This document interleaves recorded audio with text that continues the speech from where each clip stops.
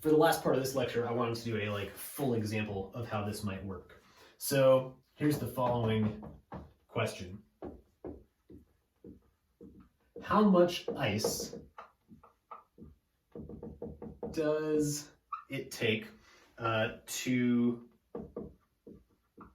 cool 500 grams of iron that is at 400 degrees C to 20 degrees C, and we will say that the ice starts at 0 degrees C. We could have had ice that started out colder than that, but just, we will take this as given in the problem statement.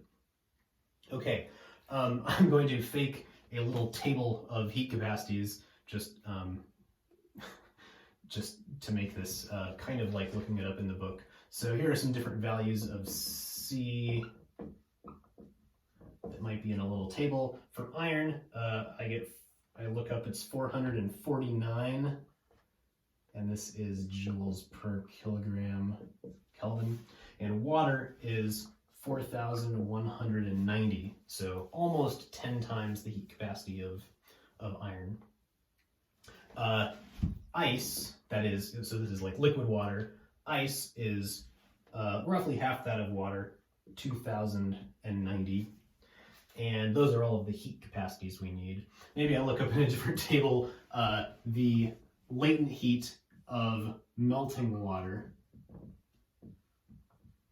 So melting ice to water, I guess. And the latent heat of that is 3.33 times 10 to the 5th. And this is joules per kilogram. Again, there's no temperature dependence of this latent heat or the heat of transformation. It's all happening at the same temperature. Okay, so I'm going to erase this just to make more room, but we will need these values. Okay, so first I'm going to draw a little cartoon of my system. I have my hot piece of iron, and I have a block of ice of unknown mass. So we could guess that heat is going to flow out of the iron into the ice, right?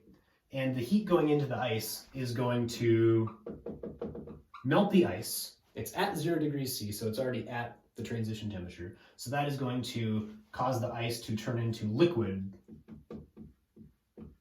that is water. And then we are going to end up with this water heated up to our final temperature, right? We wanted to end up at 20 degrees C.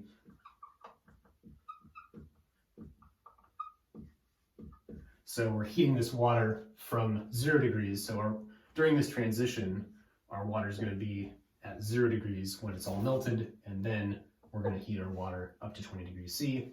The iron is going to cool from 400 degrees C to 20 degrees C. Okay, so each of these are going to have their own heat.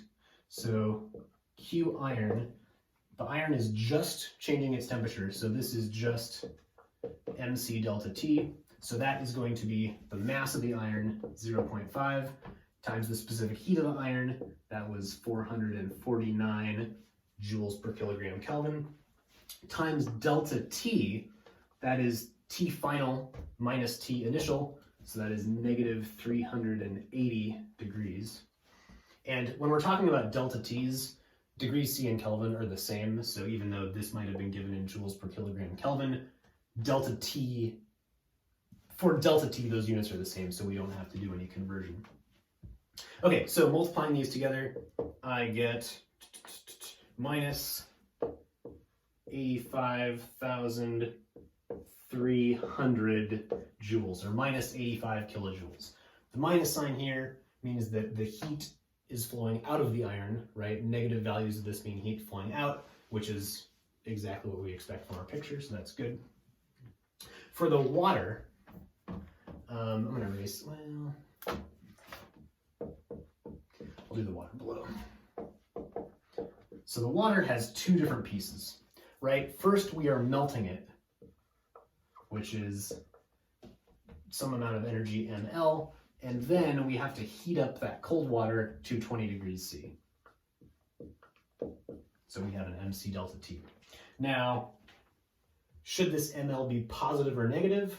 Well, we are melting, which means that it was the plus sign, so I do not need to add a minus sign there. It is positive ml. Okay, and this m is what we don't know, so that is what we are trying to solve for. All right, so we have m times L, which was 3.33 times 10 to the fifth, plus m times the heat capacity of water, which was 4,190, times the change in temperature, so that was T final minus T initial, so that was 20 degrees C. All right, so both of these have an m in them, so I can factor that m out. These are the same m, right? This is the mass of the water slash ice. Mass is conserved.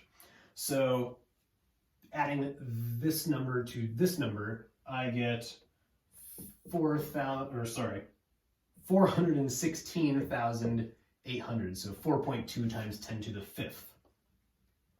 Okay, now, so this is Q water.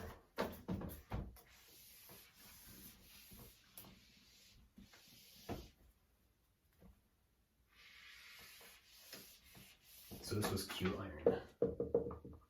Now, if we put these two together in an insulated container, we know that Q iron plus Q water equals 0. So that means that M times 416,800 minus 85,300, it was actually 85,310, but whatever, equals 0.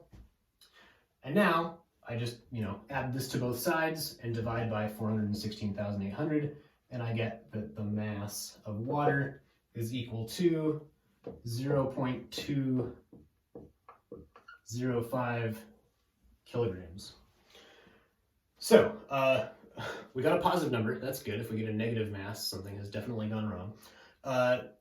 We also noticed that this is a lot less than the mass of the iron, right? 500 grams of iron being cooled from 400 degrees C, this is like really hot, down to room temperature by less than half its weight of ice. This is because of water's big heat capacity and also the relatively big latent heat of that melting ice transition.